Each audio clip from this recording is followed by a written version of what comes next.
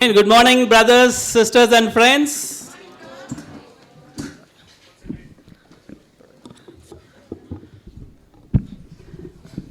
Yeah, it's always special to be on a Sunday morning.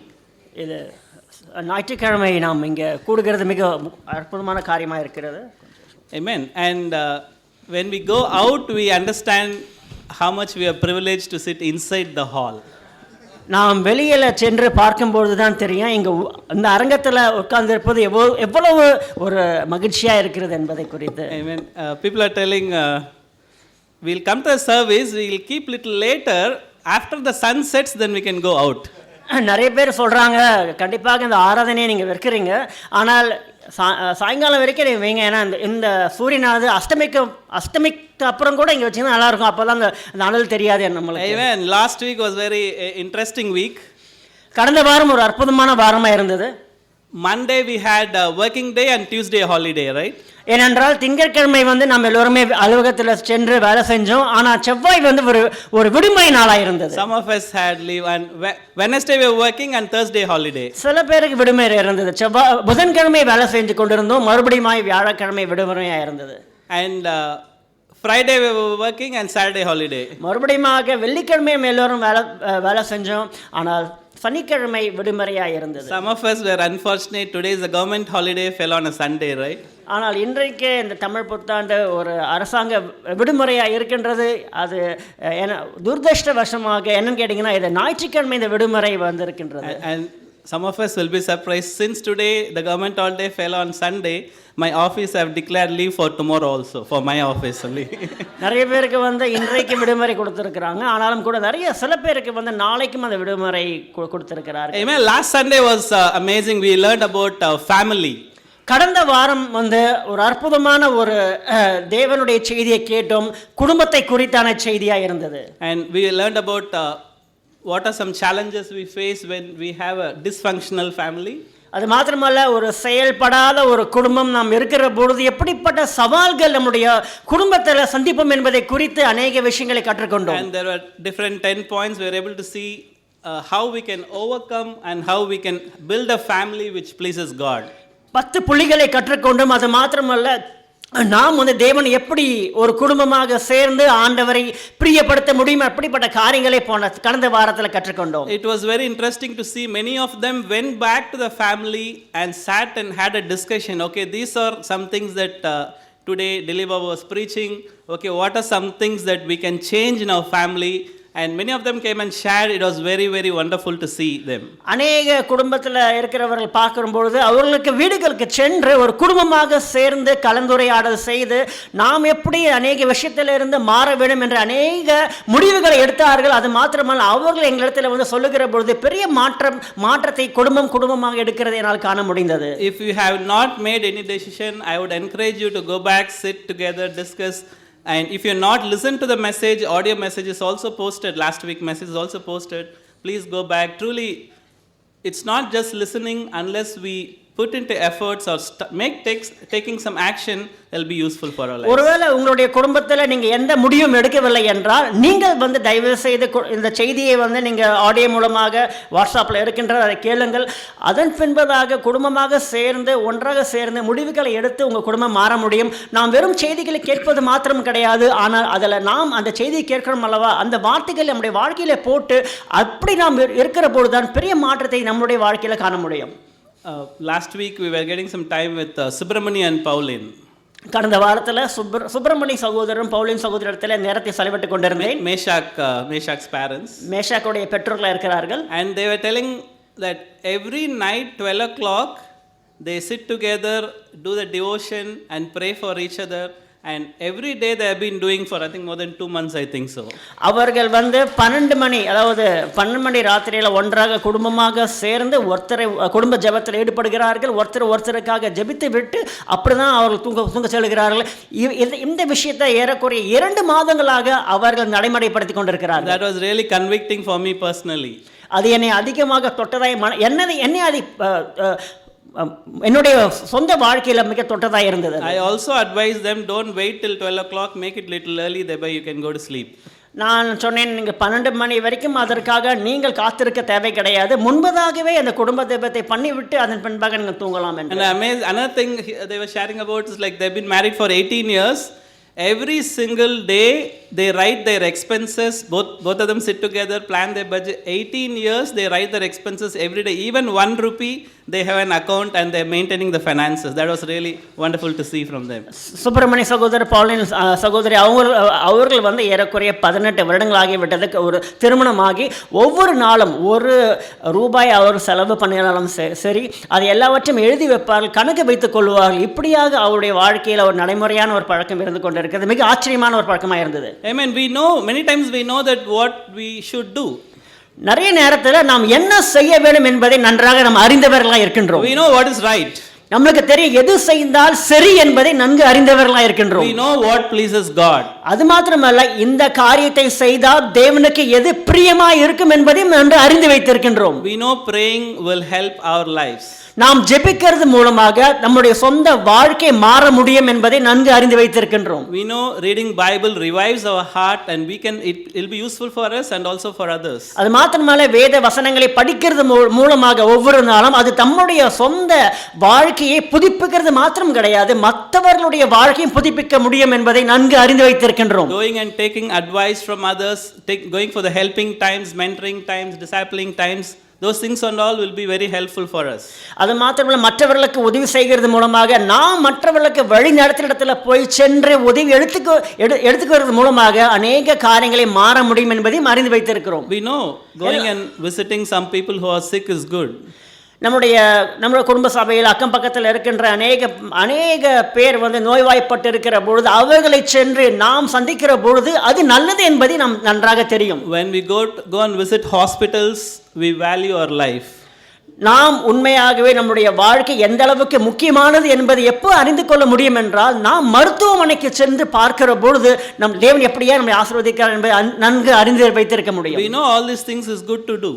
நிறைய விஷயங்கள் எது செஞ்சால் சரி நன்ற விஷயம் எல்லாமே அறிந்து வைத்திருக்கின்றவர்களாக இருக்கின்றோம் நாம். But making the right choice to go and do it is very challenging. ஆனால் இந்த வாய்ப்புகள் இருக்கின்றது, இந்த வாய்ப்புகளை எல்லாம் ஒரு சவாலாக இருக்கின்றது. இந்த சவால்களை எல்லாம் தாண்டி இதை செய்கிற பொழுதுதான் அது நல்ல ஒரு மென்மையான காரியமாய் அது அமைகிறது. We have temptations to give up quickly. நிறைய நேரத்தில் இப்படிப்பட்ட சவால்கள் நல்ல விஷயங்களை விட்டு விடுகிறது சாதாரண விஷயமா சில நேரத்தில் நம்முடைய வாழ்க்கையில் இருந்து விடுகிறது. We feel okay, let's do it later. நாம் சொல்லலாம், இந்த நல்ல காரியங்கள் எல்லாமே அடுத்து வேற எப்பயாவது பண்ணிவிடலாமே என்று நினைக்கலாம். Why should I do? My leader is there, my family group leader is there, let them go and initiate. If someone initiates, I will go and join with them. நான் ஏன் இதை பண்ண வேணும்? என்னுடைய குடும்ப சபையில் இருக்கின்ற ஒரு தலைவர் இருக்கின்றார், குடும்ப சபை தலைவர் இன்னொருத்தர் இருக்கிறார், அவர் போய் சொல்லட்டும், அவர் போய் சென்று இந்த வேலைகள் எல்லாம் செய்யட்டும், என்னை யாராவது சொல்லுகிற பொழுது தான் இதை நான் செய்வேன், அப்படிப்பட்ட ஒரு மனப்பான்மையில சில நேரத்தில் இருப்போம். I mean, doing the right thing is important. ஆனால் ஒரு விஷயம், நல்ல காரியங்களை செய்யறது எப்பவுமே நன்மையான காரியங்களை நல்லதா இருக்கின்றது. It was also interesting to see the integrity is doing the right thing when no one is watching. அதாவது நேர்மையாக இருக்கின்றது, உண்மையாக இருக்கின்றது என்பது யாருமே நம்மளை பார்க்கவில்லை என்றால் அப்பொழுது நாம் அதை செய்கிற போது அதுதான் உண்மையான ஒரு நேர்மையாக இருக்கின்றது. I mean, why are we facing some challenges? எதற்காக பல வகையான சவால்களை நம்முடைய வாழ்க்கையில நாம் சந்தித்துக் கொண்டிருக்கின்றோம். Let's turn our Bibles to Ephesians chapter 6 verse 11 to 13. எபேசியர் 6வது அதிகாரம் 11 இலிருந்து 13 நாம் வாசிக்கலாம். I'll read in English. It says, put on the full armor of God so that you can take your stand against the devil's schemes. For our struggle is not just against flesh and blood, but against the rulers, against the authorities, against the power of this dark world, and against the spiritual forces of evil in the heavenly realms. Verse 13 says, therefore, put on the full armor of God so that when the day of evil comes, you may be able to stand your ground, and after you have done everything to stand. நாம் எபேசியர் 6வது அதிகாரம் 11 இலிருந்து 13 நாம் வாசிக்கலாம். நீங்கள் பிசாசின் தந்திரங்களோடு எதிர்த்து நிற்க திராணி உள்ளவர்களாகும்படி தேவனுடைய சர்வாயுத வர்க்கத்தை தரித்துக் கொள்ளுங்கள். ஏனெனில் மாம்சத்தோடும் இரத்தத்தோடும் அல்ல, துரைத்தனங்களோடும் அதிகாரங்களோடும் இப்பிரபஞ்சத்தின் அதிகார லோகாதிபதிகளோடும் வான மண்டலங்களில் உள்ள பொல்லாத ஆவிகளின் சேனைகளோடும் நமக்கு போராட்டம் உண்டு. ஆகையால் தீங்கு நாளிலே அவைகளை நீங்கள் எதிர்க்கவும் சகலத்தையும் செய்து முடித்தவர்களாய் நிற்கவும் திராணி உள்ளவர்களாகும்படிக்கு தேவனுடைய சர்வாயுத வதத்தை எடுத்துக்கொள்ளுங்கள். ஆமென். Amen. Many times we have read this passage, and something was interesting for me to see is like the devil's schemes. நிறைய தடவை இந்த வசனத்தை நாம் நன்கு படித்திருக்கின்றோம். ஆனால் இந்த வசனத்தில் ஒன்று குறிப்பிடப்பட்டிருக்கின்றது, தேவனுடைய சாத்தானுடைய திட்டங்களை பார்க்கிறோம். Jesus wants all of us to stand firm. இயேசுவானவர் எப்பொழுதுமே நம்மளை சொல்லிக் கொடுக்கிற விஷயம் என்னவென்றால் நிலையாக நிற்க வேண்டும் என்பதை குறித்து. But devil is having a scheme thereby to make us fall. ஆனால் சாத்தானுக்கு எப்பொழுதுமே அவனுடைய சூழ்ச்சிகளில் எப்படியாவது நாம் நிலையாமல் நிற்காமல் நாம் சிதறடிக்கப்படுவர்களாக இருப்போம் என்று. To destroy us. நாம் எப்பொழுது சாத்தானுடைய முக்கியமான குறிக்கோள் என்னவென்றால் நம்மளை அழித்து போட வேண்டும். To make our life useless.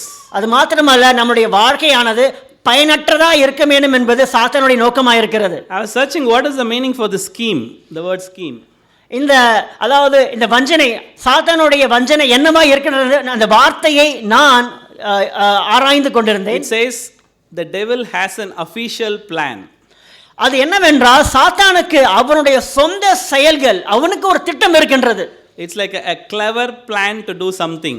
அவனுடைய தெளிவான திட்டம், அது ஒரு குறிக்கிடப்பட்ட அவருடைய சொந்த புத்தி இல்லாத ஒரு திட்டத்தை நம்மளுக்கு வைத்திருக்கின்றான். And it also means to make a secret and dishonest plan. அது மாத்திரமல்ல, நாம் உண்மையா இல்லாமல் இருக்கவும் தேவனுக்கு உண்மையா இல்லாமல் இருக்கவும் அப்படிப்பட்ட திட்டத்தை நம்மளுக்காக எப்பொழுதுமே வைத்துக் கொண்டிருக்கின்றான். As we make efforts to come close to Jesus, we need to understand our enemy is not the person who is sitting next to us. ஆனால் நாம் இயேசுவோடு அவரிடத்துல நெருக்கமாக இருக்கிற பொழுது நாம் பக்கத்தில் இருக்கிறவன் சாத்தான் அல்ல, இயேசுவோடு தான் இருப்போம். Our enemy is not sitting in our family. அந்த சாத்தானானவன் நம் இயேசுவோடு நெருக்கமாக இருக்கிற பொழுது அவன் நம் குடும்பத்தில் இருக்க முடியாது, அவன் உட்கார்ந்து இருக்க முடியாது. The person whose neighbor, my wife or children, they are not our enemies. நாம் குடும்பத்தில் இருக்கின்ற நம்முடைய கணவன் மனைவி குழந்தைகள் அவர்கள் நம்மளுடைய விரோதிகள் அல்ல, அவர் நம்மளுடைய விரோதிகள் இல்லாமல் இருக்கிறார்கள். The friend in our family group is not our enemy. நம்முடைய சொந்த குடும்ப சபையில் இருக்கின்றவர்கள் நம்முடைய விரோதியா இல்லாமல் இருக்கிறார்கள். They might have different opinions, different methodology, but they are not our enemies. அவர்களுக்கு பல வகையான எண்ணங்கள் வேறுபாடா இருக்கலாம், ஆனால் அவர்கள் நம்முடைய எதிரி கிடையாது. Amen. Verse 12 says the devil is our enemy. Amen. ஆனால் வேதம் வசனம் 12 சொல்லுகிறது நம்முடைய முக்கியமான எதிரி யார் என்றால் சாத்தான் தான். We need to make sure we identify the enemy first.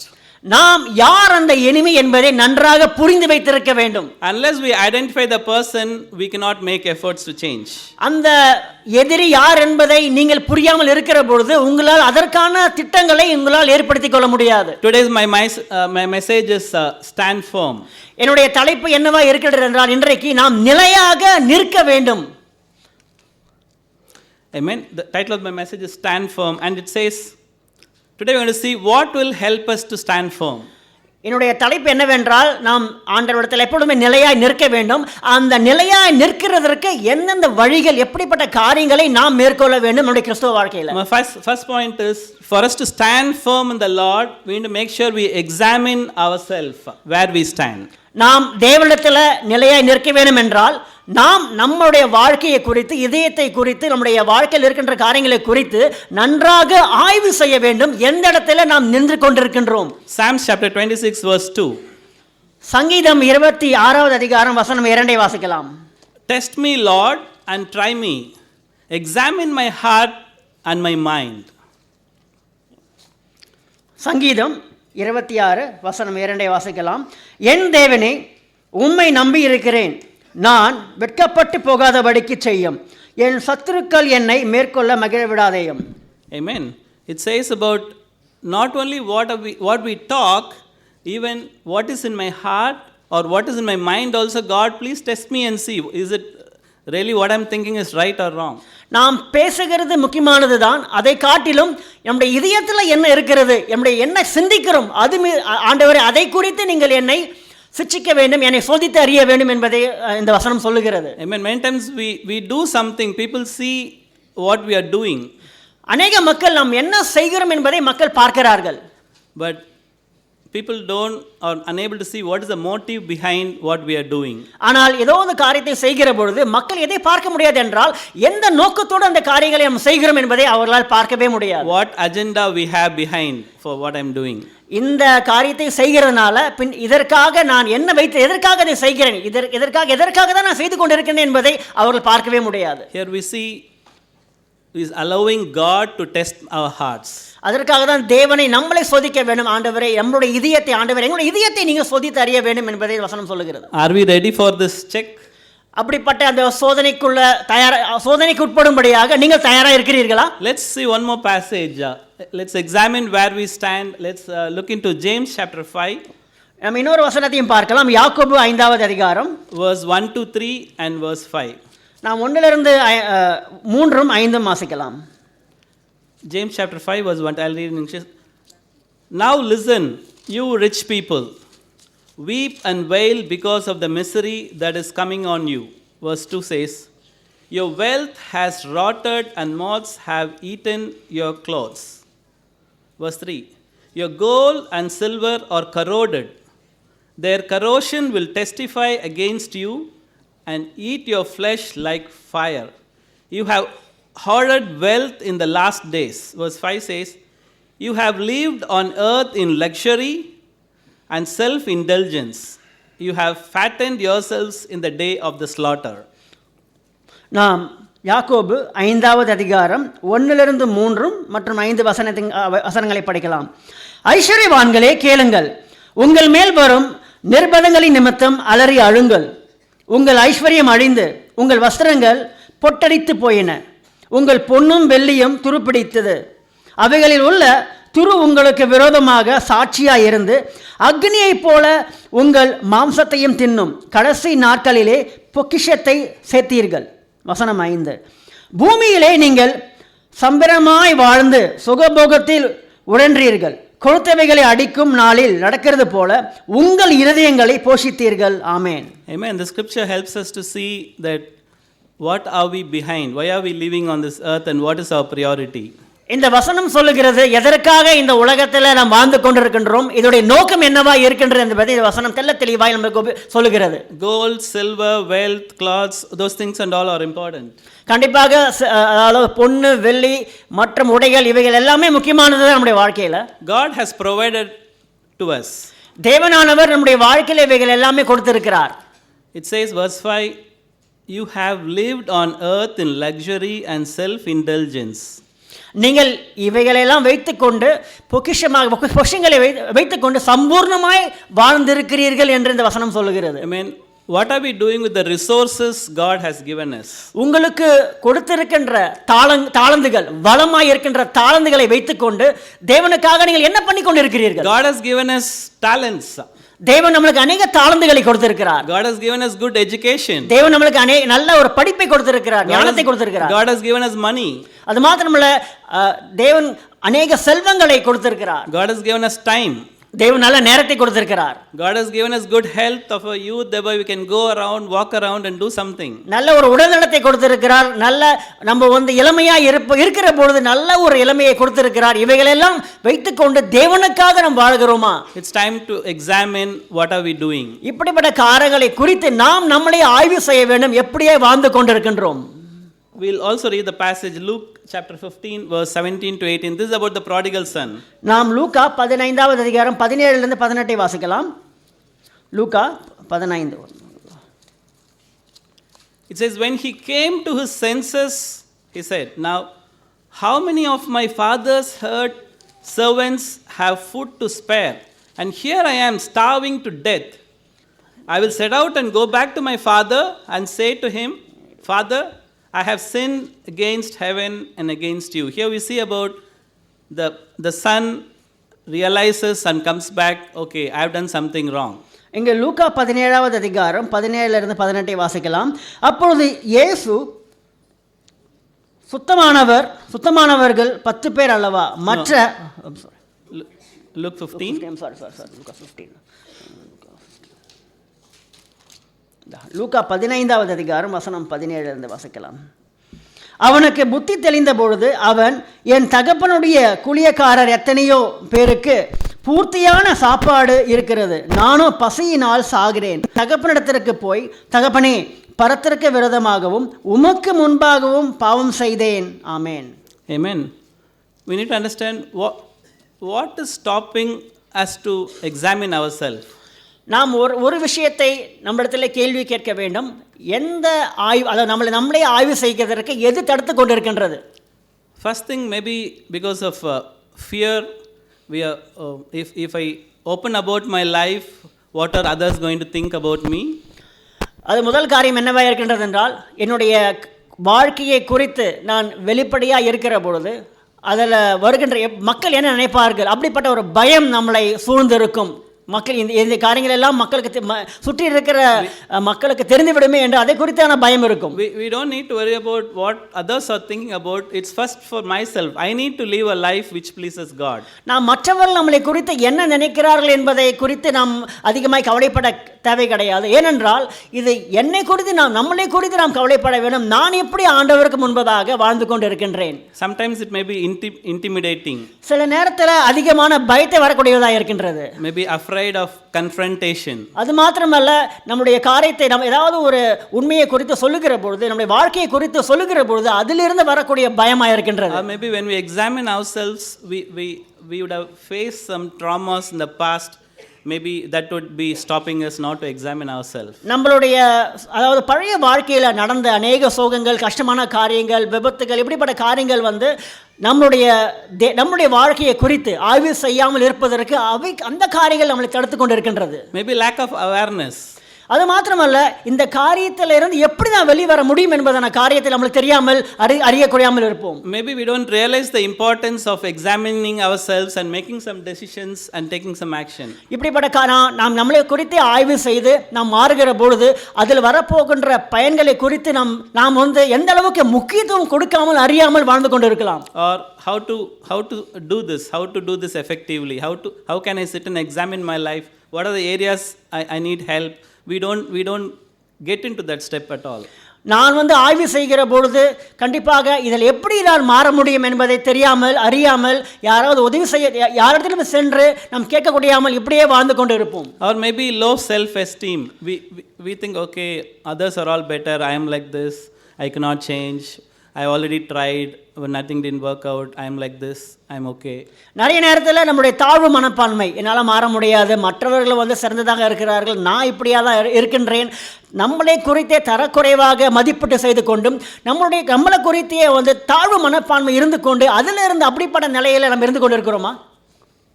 Finally is about lack of guidance and support. கடைசியாக நாம் மற்றவர்கள் எப்படி நம்மளை வழிநடத்தி நம்மளை அதிலிருந்து நம்மளை ஆய்வு செய்து வெளிவருவதற்கான காரியங்களை குறித்து பார்க்க போகின்றோம். Maybe feel, okay, if I tell who is going to help me, there is no one to help me. எனக்கு யாருமே உதவி செய்யறதுக்கு யாருமே கிடையாது, யாராவது சொன்னால் கூட வரமாட்டுறாங்க, அப்படிப்பட்ட சாக்குகளை சொல்லிக்கொண்டு நாம் நம்முடைய இதயத்தையும் வாழ்க்கையும் குறித்து ஆய்வு செய்யாமல் இருக்கிறோமா? These are some things which might bother our hearts and minds. I pray that God has called us for a purpose. இப்படிப்பட்ட காரியங்கள் இருந்து ஒருவேளை நீங்கள் மாட்டிக்கொண்டு இருக்கின்றலாம், இதிலேருந்து வெளிவராமல் இருக்கின்றலாம். ஆனால் நான் ஜெபிக்கிறேன், கண்டிப்பாக நீங்கள் உங்களை ஆய்வு செய்து நீங்கள் தேவனுக்குள்ளாய் முன்னேறி வருவதற்கு உங்களை கண்டிப்பாக நீங்கள் ஆய்வு செய்ய வேண்டும். Change has to start from ourselves, brothers and sisters. இந்த மாற்றமானது உங்களிடத்தில் இருந்தால், உங்களுடைய வாழ்க்கையில் இருந்தால் தொடங்குகிறதா இருக்கிறது. There are many people to help us around. Unless if we don't decide to change, it's not going to help. நம்மளை சுற்றி இருக்கிற அநேக மக்கள் நாம் மாறுவதற்காக அநேக காரியங்களை உதவி செய்கிறார்கள். ஆனால் நாம் முடிவெடுக்க வேண்டும், நான் மாற வேண்டும். அப்படி நாம் ஒரு முடிவெடுத்தால் ஒழிய மாற்றத்தை கொண்டு வர முடியாது. I mean, first point we saw about we need to examine ourselves. There will be challenges, but take help from each other, and this is the safe place If we are not able to change in this group, it is hard for us to go outside and change. என்னுடைய முதல் தலைப்பு நாம் நிலையாக நிற்க வேண்டும். அது மாத்திரமல்ல, நாம் நம்மளை மாற வேண்டும், ஆய்வு செய்ய வேண்டும். அதான் முதல் தலைப்பாக இருக்கின்றது. இந்த இடத்துல, இந்த கூட்டத்தில், இந்த அரங்கத்தில், இந்த குடும்பத்தில் நாம் வந்து உதவி எடுத்துக்கொண்டு மாறவில்லை என்றால் வெளி உலகத்தில் சென்று மாற்றத்தை கண்டிப்பாக நம்ம பார்க்க முடியாது. Amen. My second last point is take action. Move to the right place or right foundation. நாம் என்னுடைய இரண்டாவது தலைப்பு என்னவென்றால், நாம் வந்து ஒரு சரியான அடித்தளத்திற்கு சென்று அப்படியே நாம் இருக்க வேண்டும். Many times we know what we have to do. நிறைய நேரத்தில் நம் நன்றாக தெரியும் என்னுடைய வாழ்க்கையில் நான் என்ன பண்ண முடியும், என்ன பண்ண வேண்டும் என்பது நன்றாக அறிந்து வைத்திருக்கின்றோம். Philippians chapter 4 verse 9 says, whatever you have learned or received or heard from me or seen in me, put it into practice, and the God of peace will be with you. Amen. பிலிப்பியர் புத்தகம் 4ஆம் அதிகாரம் வசனம் 9. நீங்கள் என்னிடத்தில் கற்று அடைந்தும் கேட்டும் கண்டும் இருக்கிறவைகளோ அவைகளையே செய்யுங்கள், அப்பொழுது சமாதானத்தின் தேவன் உங்களோடு இருப்பார். Amen. Amen. Unless we practice, we cannot grow in our life. வசனம் சொல்லுகிறது, நாம் இந்த தேவ வசனங்களை நடைமுறைப்படுத்தவில்லை என்றால் நம்மளால மாற முடியாது. Amen. It's time for us to put into practice. முதலாவது காரியம் என்னவென்றால், இந்த காரியங்களை நாம் நம்முடைய வாழ்க்கையில நடைமுறைப்படுத்த வேண்டும். I encourage every message when we come here, we make so much of efforts to come here, listen and go back. So many things. You could have done something else away if you are not here. But I encourage you, when you go back home, just take one thing what I am going to practice from this message. இந்த ஆராதனைக்கு, இந்த அரங்கத்துக்கு வருவதற்காக அநேக காரியங்களை நம்ம வந்து வீட்டிலேருந்து வருகிறோம், அநேக காரியங்களை அதற்காக நம்ம செலவிட்டு வருகிறோம். இந்த அரங்கத்தில் இல்லை என்றால் வெளியில் அநேக காரியங்களை பண்ணி கொண்டு இருக்கலாம், இந்த ஆராதனை இல்லை என்றால். ஆனாலும் கூட நாம் வந்திருக்கிறது நோக்கம் என்றால், நாம் மறுபடியுமாக வீட்டுக்கு சென்று ஒரு விஷயத்தை நாம் எடுத்துக்கொண்டு அதிலிருந்து எப்படி நாம் மாற வேண்டும் என்பதை அதிலிருந்து முடிவெடுப்போம். நாம் all of us need growth, isn't it? எல்லாருக்குமே வளர்ச்சி நமக்கு தேவைப்படுகிறது அல்லவா? When we join a company, we expect the next year a salary hike, right? நாம் ஏதாவது ஒரு அலுவலகத்தில், ஒரு கம்பெனியில் நாம் வந்து சேருகிற பொழுது நம்ம வருடத்தில் நம்மளுடைய அந்த வாங்குகிற சேலரியில் வந்து அதில் ஒரு கூடுதலாய் பெற வேண்டும் என்ற நோக்கம் இருக்கிறது. Every year we expect little increase. If they don't increase, what we do? ஒருவேளை நம்ம கொடுக்கிற சம்பளத்தில் அவங்க ஏற்றி கொடுக்கவில்லை என்றால் என்ன நடக்கும்? What we do? நாம் என்ன செய்வோம்? Change the company. Very simple. உடனே அந்த கம்பெனியை நம்ம அலுவலகத்தை மாற்றி விடுவோம். Okay, we expect a growth in our package. அதே நம்ம அந்த அலுவலகத்தில் செய்கிற பொழுது அந்த வளர்ச்சியை நம்ம எப்பொழுதுமே அதாவது கண்ணோக்கி பார்த்து கொண்டு இருப்போம். If you join a company in 25 or 30 years, you are joining. They tell till you retire, I am going to give the same salary. யோசித்து பாருங்கள், நீங்கள் 20-25 வருடங்களாக ஒரே கம்பெனியில் நீங்கள் வந்து வேலை செஞ்சு கொண்டு இருக்கிறீங்க. ஆனால் ஒரே சம்பளம் தான் உங்களுக்கு கொடுப்போம் என்று சொல்லுகிற பொழுது நீங்கள் எப்படியா யோசிப்பீங்க? I pray that we will also grow in our spiritual life, brothers and sisters.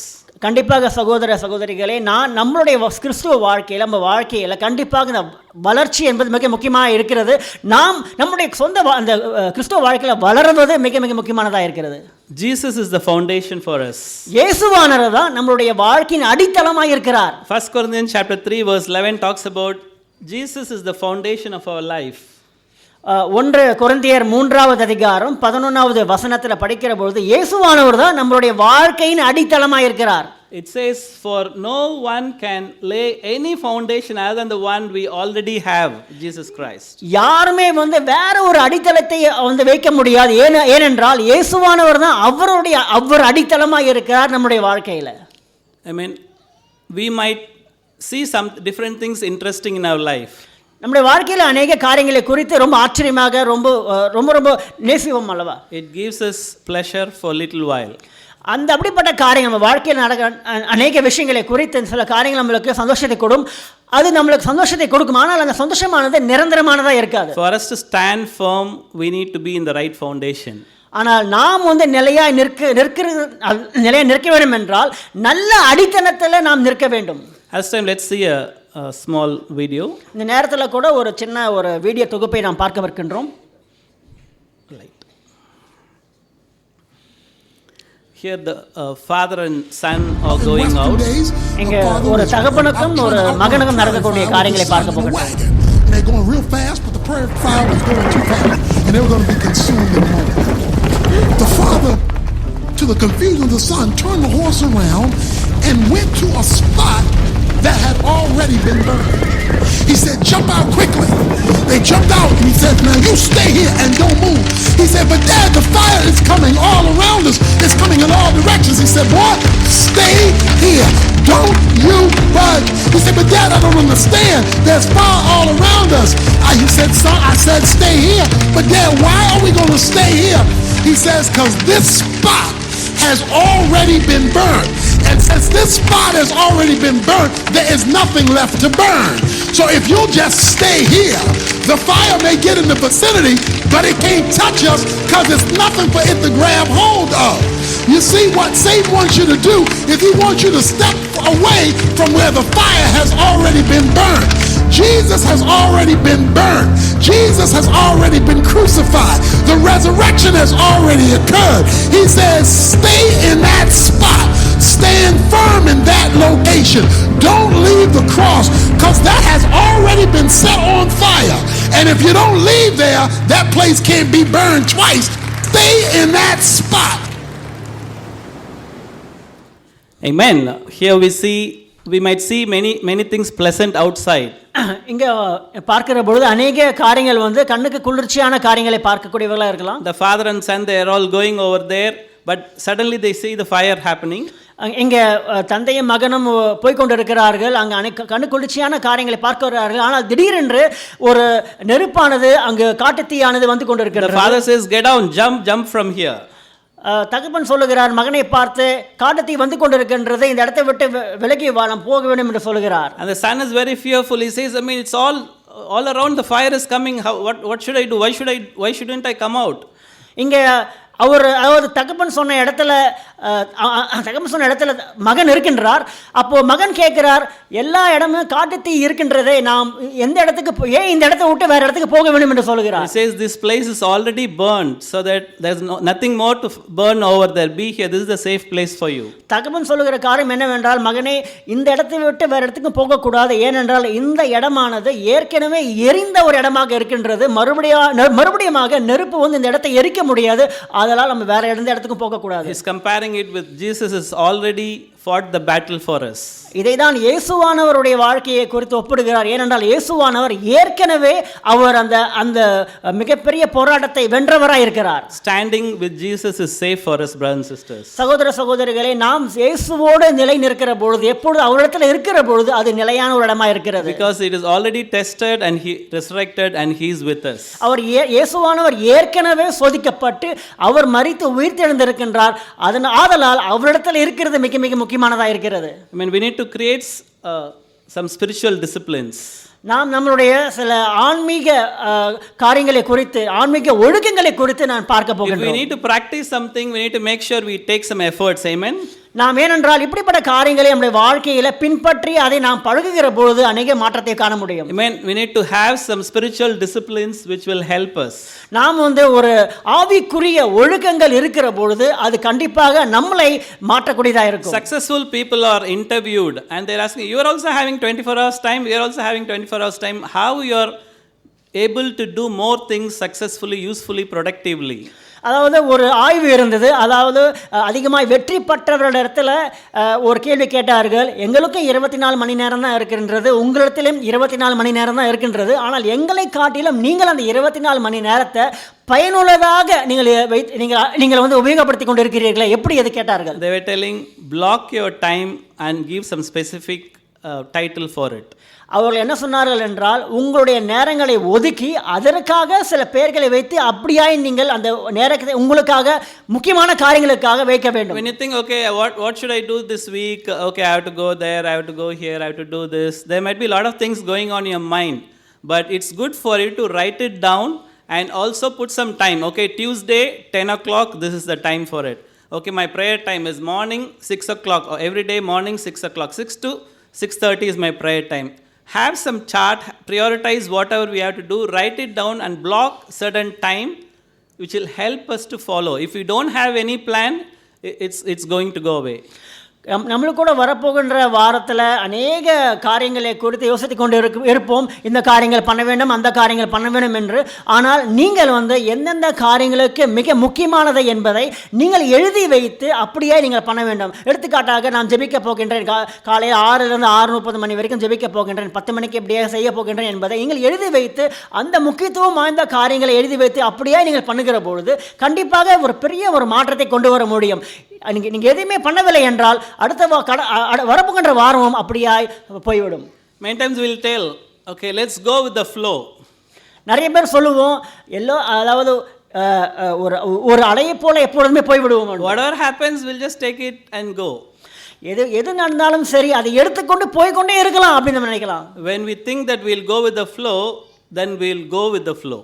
நாம் எப்பொழுதுமே ஒரு அலையை போல போய்கொண்டே இருக்கும், காற்றை போல போய்கொண்டே இருக்கணும் என்றால் அப்படியாக நம்முடைய வாழ்க்கையும் போய்விடும். And later we regret for what we did. ஆனால் பின்பதாக இதை குறித்து அதிகமாய் நாம் கவலைப்படுவோம், நாம் போனதை குறித்து அதிகமாய் கவலைப்படக்கூடியவராக இருப்போம். Second thing is we need to seek support and guidance. இரண்டாவது புள்ளி என்னவா இருக்கின்றதால் நாம் மாறுவதற்காக மற்றவர்களிடத்தில் நாம் உதவி கேட்க வேண்டும், அதற்காக காரியங்களை நாம் ஏற்படுத்திக் கொள்ள வேண்டும். Ask for help. There are so many people here available to support, just at least over the phone. We can just talk about life, okay, this is my situation, can we just pray for each other, these are my concerns, can we pray together? கண்டிப்பாக நாம் அநேக சகோதர சகோதரிகள் கண்டிப்பாக இருக்கிறார்கள், அவர்களிடத்தில் நாம் உதவி கேட்க வேண்டும். என்னுடைய காரியம் என்னவென்றால் நாம் உதவி கேட்டு அதற்காக ஜெபிக்கிற பொழுது கண்டிப்பாக பெரிய காரியங்களை காண முடியும். Who is your friend, brothers and sisters? உங்களுடைய நண்பர் யாராக இருக்கிறார் சகோதர சகோதரிகளே? When you think about who is your friend, who comes to your mind first? நண்பர் என்று சொல்லுகிற பொழுது யார் உடனே உங்களுடைய நினைவுக்கு வரக்கூடியவங்களா இருக்கிறாங்க? Who will help you spiritually? யார் உங்களை ஆன்மீகமாக தேவனுக்குரிய காரியத்தில் உங்களுக்கு உதவி செய்யக்கூடியவர் யாராக இருக்கிறாங்க? Just write that person's name, whatever came in your mind, write it down. யார், அதாவது உங்கள் நண்பர் யார் என்று உடனே வருகிறது அல்லவா, அந்த நபரை நீங்கள் எழுதி வைத்துக் கொள்ள வேண்டும். Just write it down.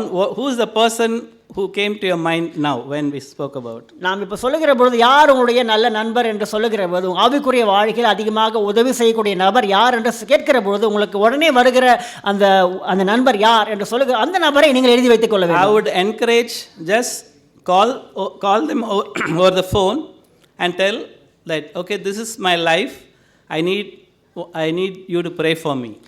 நீங்கள் அந்த நபரை எழுதி வைத்திருக்கிறீங்க அல்லவா, அவரிடத்துல நீங்கள் சென்ற பொழுது நீங்கள் என்ன பண்ணணும், ஒரு ஃபோன் செஞ்சு அவர் இடத்துல நீங்கள் சொல்ல வேணும், வாழ்க்கையை குறித்து நீங்கள் சொல்ல வேணும், அவரிடத்துல நீங்கள் ஜெபிக்க வேணும் உங்கள் வாழ்க்கையை குறித்து. If you take action, it's going to be useful for your life, not for that person, right? If you take action, it's useful for your life. நீங்கள் இப்படி எழுதி வைத்து இப்படி காரியங்களை நகர்த்துகிற பொழுது கண்டிப்பாக உங்களுடைய வாழ்க்கைக்கு அது மாற்றத்தை கொண்டு வரும், அவருடைய வாழ்க்கைக்கு மாற்றத்தை கொண்டு வராது. நீங்கள் ஒரு அடி எடுத்து இந்த காரியங்களை செய்கிற பொழுது கண்டிப்பாக உங்கள் வாழ்க்கையில் மாற்றத்தை கொண்டு வர வேண்டியதாக இருக்கிறது. Finally, we prioritize for right things. நாம் மூன்றாவதாக மிக மிக முக்கியமான காரியங்களுக்கு மிக அதிக முக்கியத்துவம் கொடுக்க வேண்டும். You might be spending time with different people in the whole week. இந்த கடந்த வாரத்தில் கூட வரப்போகிற வாரத்தில் கூட அநேக நபரிடத்தில் நீங்கள் நேரத்தை செலவிட்டு கொண்டிருக்கலாம். A lot of friends you will be meeting, lot of colleagues you will be meeting, lot of school friends you will be meeting. You just list down one side, who are the people will help me to grow spiritually? உங்களுக்கு அநேக நண்பர்கள் இருக்கின்றலாம், அலுவலகத்தில் இருக்கின்ற நண்பர்கள் இருக்கின்றலாம், இல்லாட்டி உங்களுக்கு கல்லூரி இல்லாட்டி பள்ளிக்கூட நண்பர்கள் இருக்கின்றலாம்.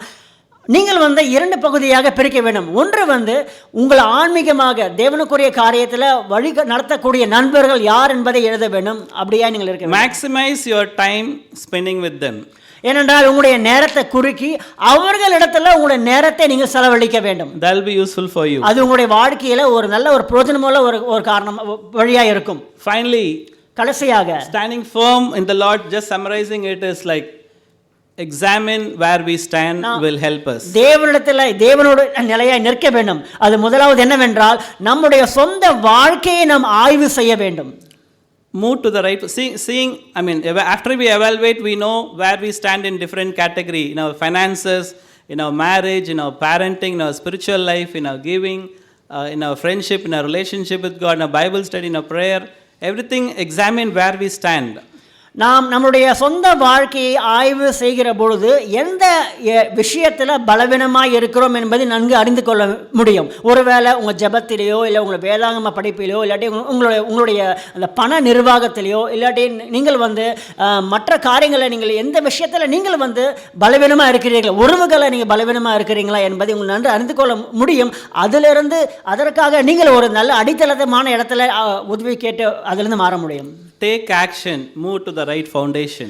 நீங்கள் இந்த ஆய்வு செய்கிற பொழுது அது எதில் இடத்துல பலவீனமாக இருக்கிறீர்கள் என்றால் அதிலிருந்து நீங்கள் என்ன பண்ண வேணுமா, மாற்றத்தை கொண்டு வர வேண்டும். ஏனென்றால் எப்படி மாற்றத்தை கொண்டு வர முடியும் என்றால் நல்ல ஒரு அடித்தளம் உள்ள இடத்துல நீங்கள் அங்கே சென்று நீங்கள் காரியங்கள் நகர்த்த முடியும். 1 Timothy, I'll finish with this. 1 Timothy chapter 4 verse 16 talks about watch your life and doctrine closely, persevere in them, because if you do so, you will save both yourself and your hearers. This is one of my favorite passage. 1 Timothy 4:16. Okay, 1 Timothy 4:16 வாசிக்கிறோம்.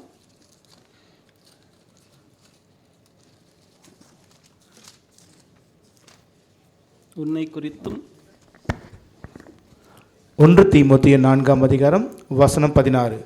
உன்னை குறித்தும் உபதேசத்தை குறித்தும் எச்சரிக்கையாயிரு, இவைகளில் நிலை கொண்டிரு, இப்படி செய்வாயானால் உன்னையும் உன் உபதேசத்தை கேட்பவர்களையும் ரட்சித்துக் கொள்வாய். ஆமென். Amen. When we persevere in them, first we can save ourselves and also we can save others. இந்த வசனம் சொல்லுகிறது, இந்த காரியங்களை செய்கிற பொழுது நாமளே ரட்சித்துக் கொள்ள முடியும். அது மாத்திரமல்ல, மற்றவர்களை நாம் ரட்சிப்புக்கு கொண்டு வர முடியும். We need one another, take help. நாம் ஒருத்தருக்கு ஒருத்தர் கண்டிப்பாக தேவைப்படுகிறது. ஏனென்றால் நாம் உதவி பெறுவதற்காக. For us to stand firm in the Lord, and when we stand firm, it's good for us to help others. நாம் தேவனிடத்தில் நிலையாய் நிற்கிற பொழுது நாம் மற்றவர்களுக்கு உதவி செய்ய முடியும். We need a lot of people to do ministry. ஏனென்றால் அநேக மக்கள் தேவனுடைய ஊழியத்தை பண்ண வேண்டும். அதான் ஒரு காரியமாக இருக்கின்றது. 25 years back, I and Chandra were in Anna Auditorium. We were taking care of the pre-teens ministry for 24 years back. கண்டிப்பாக 24-5 வருடங்களுக்கு முன்பதாக விக்டர் நானும் ஒரு குழந்தைகள் காப்பகத்தை வழிநடத்தி கொண்டிருந்தோம். Don't calculate the age, by the way. அந்த நேரத்தில் வயசை நீங்கள் உடனே கணக்கிட்டுறாதீங்க. I mean, we were so eager in doing different things to inspire the pre-teens ministry. அப்போ விடலை பருவத்தில் இருக்கின்ற மாணவ மாணவிகளை உற்சாகப்படுவதற்காக அநேக காரியங்களை பண்ணி கொண்டிருந்தோம். Now there are a lot more people. You can see all the youth and young generation sitting over here. இங்க பார்க்கிற பொழுது எல்லா வயது சகோதரர்கள் இருக்கிறார்கள். அவர்களை உற்சாகப்படுத்துவதற்கு கண்டிப்பாக தேவைப்படுகிறது. There are so many people who are there in the church for more than 20 years. இந்த நம்ம சபையில கூட ஏறக்குறைய 20 வயதுக்கு மேற்பட்ட அநேக சகோதரிகள் இருக்கிறார்கள். I encourage all of you to go and spend some time with people, encourage them and teach what you learned all these years. நான் உங்களை எதுக்கு உற்சாகப்படுத்துகிறேன் என்றால், நீங்கள் அதற்காக முன் சென்று அவர்களிடத்தில் உங்கள் வாழ்க்கையை குறித்து சொல்லி அவர்களை உற்சாகப்படுத்த வேண்டும், செயல்களை நீங்கள் செய்ய வேண்டும். I appreciate Felix brother. நான் கண்டிப்பாக ஃபெலிக்ஸ் சகோதரரை பாராட்டுகிறேன். He always talks about we need to raise the next generation. அவர் எப்பொழுதுமே அடுத்த தலைமுறையை எப்படி கொண்டு வருவது அதை குறித்து அவர் பேசிக் கொண்டிருப்பார். And he says that no one asked him to do. He says that I adopt two of the campus students. I teach them, train them. I want to be the next leaders, and no one is asking him to do, but he made efforts to do something for them, and it's really inspiring. I pray that each and every one of us will stretch our arms around, and there are many single brothers and sisters. Welcome them home. Share your faith. It will be inspiring for us also, for them also. கண்டிப்பாக Felix சகோதரரை பாராட்டுகிறேன். அவர் யாருமே அவரிடத்தில் சொல்லவில்லை இப்படியே பண்ண வேண்டும் என்று. அவர் தானாகவே முன் 2 இளவயது வாலிபர்களை, ஒற்றையர்களை அவர் உற்சாகப்படுத்தி அந்த வரப்போகின்ற புதிய தலைமுறை தேவனுக்குள்ளான ஒரு காரியமாக ஏற்படுத்துவது அவர் வாஞ்சையாக இருக்கின்றது. அப்படியாகத்தான் நீங்களும் உங்களுடைய அநேக சகோதரிகளை வீட்டுக்கு அழைத்து கொண்டு அவர்களுக்கு உணவு கொடுத்து அவர்களை உபசரித்து அது அவர்களை மாத்திரம் மாற்ற போகிறது கிடையாது, மாற்றம். ஏனென்றால் நீங்கள் அநேக தேவனுக்கான காரியங்களை பண்ணி கொண்டிருக்கிறீர்கள். It's easy to preach, it's hard to translate. Thank you so much, Chandra. இது பேசுகிறது, பிரசங்கிக்கிறது சுலபமான காரியம், ஆனால் அதை பயன்படுத்துகிறது, நடைமுறையில் கொண்டு வருது மிக கஷ்டமான காரியமாக இருக்கிறது. I pray that we will stand firm in the Lord and appreciate you all making time to be here, and more than that I urge you, just take one thing, whatever we learn, small thing, put into practice, that will bring joy in us, in our families and for people around. Thank you so much. கண்டிப்பாக நீங்கள் எப்பொழுதுமே தேவனுக்கு நிலையாக நிற்க வேண்டும். ஒரு காரியத்தை குறித்து நீங்கள் எடுத்துக்கொண்டு அதிலிருந்து எப்படி மாறப்போகிறீர்கள் என்பதை காரியத்தை நீங்கள் ஏற்றுக்கொள்ள வேண்டும். அது உங்களுடைய வாழ்க்கையில் உங்கள் குடும்பத்தை மாத்திரம் ஒரு பெரிய மாற்றத்தை கொண்டு வரப்போகிறது கிடையாது, மற்றவருடைய வாழ்க்கையிலும் அது கொண்டு வரப்போகின்றது. As Johnson is coming up, and next week we are going to have Felix and Smiley come over here from the Chennai church leaders are going to come over here. Please bring our friends for next week. அடுத்த வாரம் Felix சகோதரர் smiley சகோதரி வரப்போகிறார்கள். அவங்க தான் இன்னைக்கு அடுத்த வாரம் ஞாயிற்றுக்கிழமை பிரசங்கிக்க போகிறார்கள்.